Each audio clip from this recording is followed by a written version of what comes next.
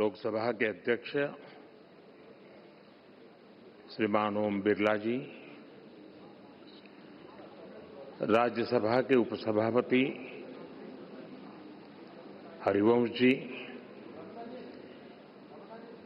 Inter parliamentary union की अध्यक्ष Tulia action जी, Commonwealth parliament association के अध्यक्ष क्रिस्टोफर कलीला जी, कॉमनवेल्थ कंट्रीज से आए स्पीकर्स, प्रिसाइडिंग ऑफिसर्स, अन्य डेलीगेट्स, देवी और सज्जनों, friends, in a parliamentary democracy, your role is that of the speaker. Interestingly, the speaker does not get to speak much. Their job is listening to other speakers.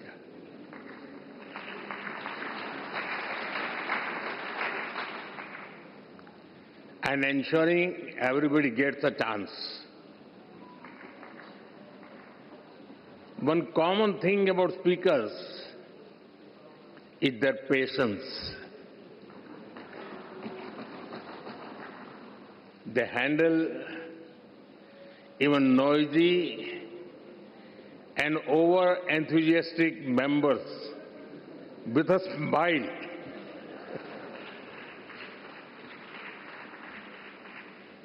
Friends, on this special occasion, I warmly welcome you. We are honored to have you with us today. Friends, जिस स्थान पर आप सभी बैठे हैं, वो भारत की democratic journey का बहुत ही महत्वपूर्ण स्थान है।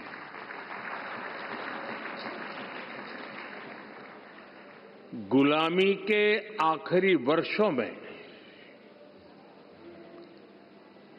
जब भारत की आजादी तय हो चुकी थी, उस समय इसी सेंट्रल हॉल में भारत के संविधान की रचना के लिए संविधान सभा की बैठकें हुई थी। भारत की आजादी के बाद 75 वर्षों तक ये इमारत भारत की संसद रही और इसी हॉल में भारत के भविष्य से जुड़े अनेक महत्वपूर्ण निर्णय, अनेक चर्चाएं हुई। अब लोकतंत्र को समर्पित इस स्थान को भारत ने संविधान सदन का नाम दिया है। कुछ समय पहले ही भारत के संविधान को लागू हुए 75 वर्ष हुए हैं। मैं इस संविधान सदन में आप सभी अतिथियों का आना भारत के लोकतंत्र के लिए बहुत विशेष है। साथियों, ये चौथा अवसर है जब कॉमनवेल्थ स्पीकर्स और प्रिसाइडिंग ऑफिसर्स की कॉन्फ्रेंस भारत में हो रही है। इस बार इस कॉन्फ्रेंस का मुख्य विषय effective delivery of parliamentary democracy है। आप सभी जानते हैं कि जब भारत आजाद हुआ तो उस दौर में ये आशंका व्यक्त की गई थी कि इतनी डाइवर्सिटी में भारत में लोकतंत्र टिक नहीं पाएगा। लेकिन भारत ने इसी डायवर्सिटी को डेमोक्रेसी की ताकत बना दिया। एक सबसे बड़ी आशंका ये भी थी कि अगर भारत में लोकतंत्र अगर जैसे तैसे टिक भी गया तो भारत किसी भी हालत में विकास नहीं कर पाएगा। लेकिन भारत ने साबित किया कि डेमोक्रेटिक इंस्टीट्यूशंस और डेमोक्रेटिक प्रोसेसेस डेमोक्रेसी के स्टेबिलिटी, स्पीड और स्केल तीनों देते हैं। भारत दुनिया की फास्टेस्ट ग्रोइंग मेजर इकोनॉमी है। आज भारत में यूपीआई दुनिया का सबसे बड़ा डिजिटल पेमेंट सिस्टम है। आज भारत दुनिया का सबसे बड़ा वैक्सीन प्रोड्यूसर है। आज भारत दुनिया का नंबर 2 स्टील प्रोड्यूसर है। आज भारत में दुनिया का तीसरा सबसे बड़ा स्टार्टअप इकोसिस्टम है। आज भारत दुनिया का तीसरा सबसे बड़ा एविएशन मार्केट है। आज भारत में दुनिया का चौथा सबसे बड़ा रेल नेटवर्क है। आज भारत में दुनिया का तीसरा सबसे बड़ा मेट्रो रेल नेटवर्क है।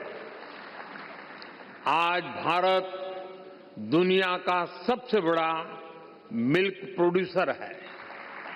आज भारत दुनिया का दूसरा सबसे बड़ा राइस प्रोड्यूसर है। फ्रेंड्स, भारत में डेमोक्रेसी का अर्थ लास्ट माइल डिलीवरी है। हम एक लोक कल्याण की भावना से हर व्यक्ति के लिए बिना किसी भेदभाव के काम कर रहे हैं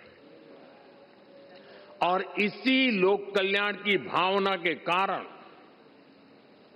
बीते कुछ वर्षों में भारत में 25 करोड़ लोग गरीबी से बाहर निकले हैं। In India democracy delivers. साथियों, भारत में डेमोक्रेसी इसलिए डिलीवर करती है क्योंकि हमारे देश में और भारत में देश की जनता ही हमारे लिए सर्वोपरि है। हमने उसकी एस्पिरेशंस को, जनता जनार्दन के सपनों को प्राथमिकता बनाया है। उसके रास्ते में कोई बाधा ना आए, इसके लिए प्रोसेस से लेकर टेक्नोलॉजी तक हर चीज को डेमोक्रेटाइज किया है और ये डेमोक्रेटिक स्पिरिट हमारी रगों में, हमारे मन में है, हमारे संस्कार में है। मैं आपको एक उदाहरण देता हूं। कुछ साल पहले पूरा विश्व कोरोना की आपदा से जूझ रहा था। भारत में भी संकट कम नहीं था, लेकिन उन चुनौतियों के बीच भी भारत ने 150 से ज्यादा देशों को दवाइयां और वैक्सीन पहुंचाई।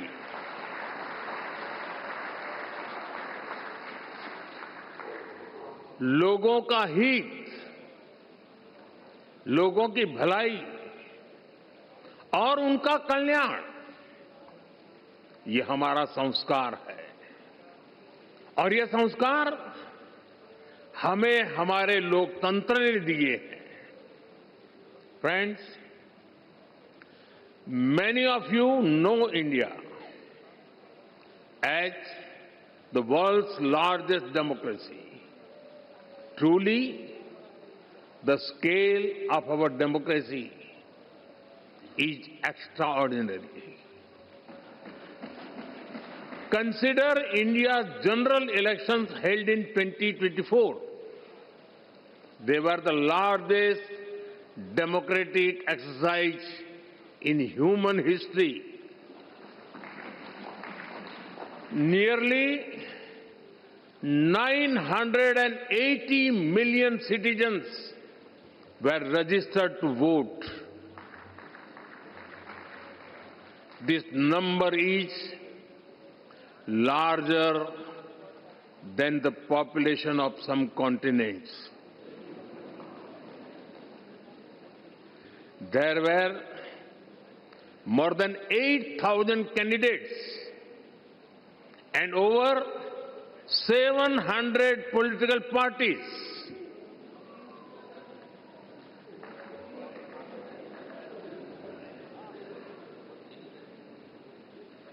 The elections also saw record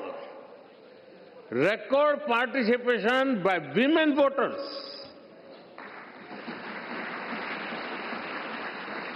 Today, Indian women are not only participating, but are also leading the way.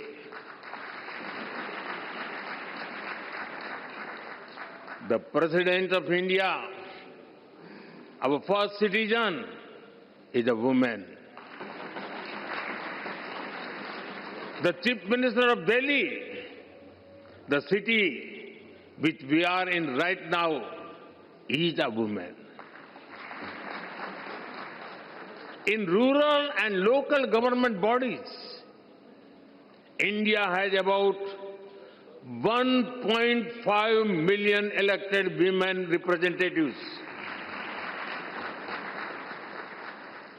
They represent almost 50% of the leaders at the grassroots, which is globally unparalleled.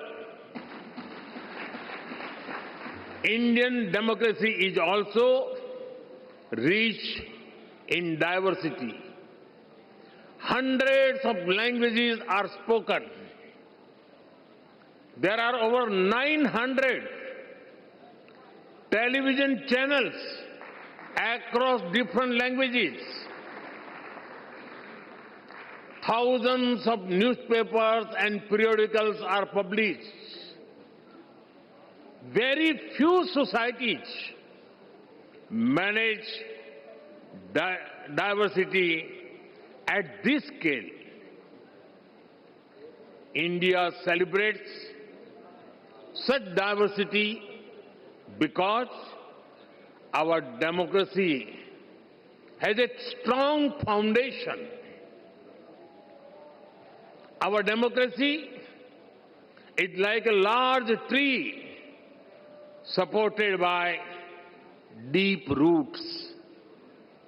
We have a long tradition of debate, dialogue, and collective decision-making. India is called the mother of democracy. Our sacred texts, the Vedas, are over 5,000 years old.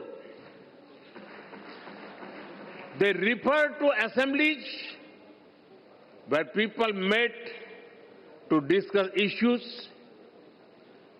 Decisions were taken after discussion and agreement.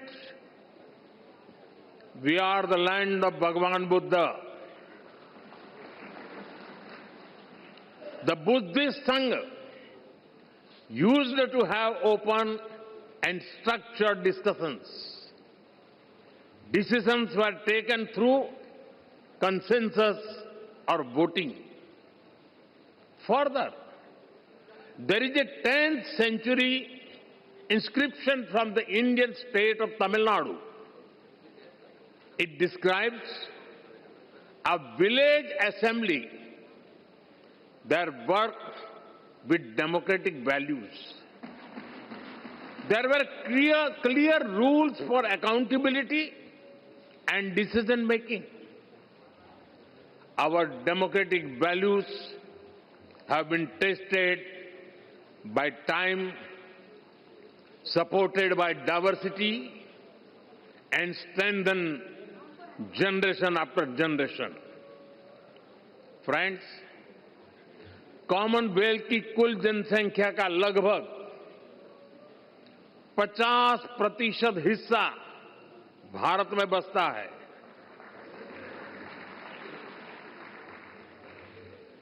हमारा प्रयास रहा है कि भारत सभी देशों के विकास में ज्यादा से ज्यादा योगदान दे। कॉमनवेल्थ के सस्टेनेबल डेवलपमेंट गोल्स में health, climate change, economic growth और इनोवेशन के क्षेत्र में हम पूरी जिम्मेदारी के साथ अपने कमिटमेंट्स को पूरा कर रहे हैं। भारत आप सभी साथियों से सीखने का निरंतर प्रयास करता है और हमारा ये भी प्रयास होता है कि भारत के अनुभव अन्य कॉमनवेल्थ पार्टनर्स के काम आए।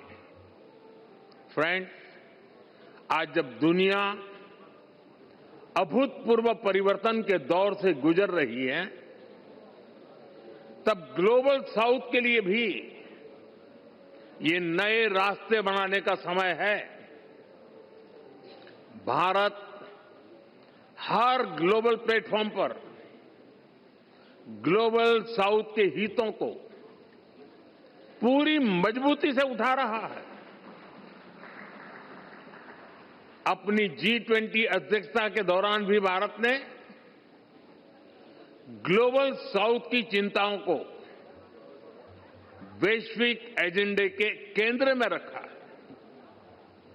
भारत का ये लगातार प्रयास है कि हम जो भी इनोवेशन करें उससे पूरे ग्लोबल साउथ को लाभ हो, कॉमनवेल्थ देशों को फायदा हो। हम ओपन सोर्स टेक प्लेटफॉर्म भी बना रहे हैं ताकि ग्लोबल साउथ के हमारे साथी देश भी अपने यहां भारत जैसी व्यवस्थाएं विकसित कर सकें। फ्रेंड्स, इस बार की कॉन्फ्रेंस का एक प्रमुख लक्ष्य ये भी है कि कैसे हम अलग अलग तरीकों से पार्लियामेंट्री डेमोक्रेसी की नॉलेज और अंडरस्टैंडिंग को प्रमोट करें। इसमें स्पीकर्स और प्रिसाइडिंग ऑफिसर्स दोनों की भूमिका बहुत महत्वपूर्ण है। ये काम लोगों को देश के डेमोक्रेटिक प्रोसेस में बड़ी भूमिका से जोड़ने का काम है। भारत की संसद पहले से ही ऐसे काम को कर रही है। Study tours, customised training programmes और इंटर्नशिप के माध्यम से जनता को संसद को और करीब से जानने का मौका मिला है। हमने अपनी संसद में AI की मदद से डिबेट्स और हाउस प्रोसीडिंग्स को रियल टाइम में रीजनल लैंग्वेजेज में ट्रांसलेट करने का काम शुरू किया है। संसद से जुड़े रिसोर्सेज को भी AI की मदद से यूजर फ्रेंडली बनाने का काम हो रहा है और इससे हमारी यंग जनरेशन को संसद को समझने, उनको बेहतर अवसर मिल रहा है। फ्रेंड्स, अब तक मुझे आपकी संस्था से जुड़े 20 से ज्यादा सदस्य देशों में जाने का अवसर मिला है। कई सांसदों को संबोधित करने का सौभाग्य भी मिला है। जहां जहां मैं गया, मुझे बहुत कुछ सीखने को मिला। मैं हर बेस्ट प्रैक्टिस को लोकसभा के हमारे अध्यक्ष और राज्यसभा के चेयरमैन और डिप्टी चेयरमैन महोदय के साथ आकर के तुरंत अपने अनुभवों को साझा करता रहा हूं। मुझे विश्वास है कि ये कॉन्फ्रेंस सीखने और सिखाने के इस क्रम को और समृद्ध करेगी। इसी कामना के साथ आप सभी को मेरी बहुत बहुत शुभकामनाएं। धन्यवाद।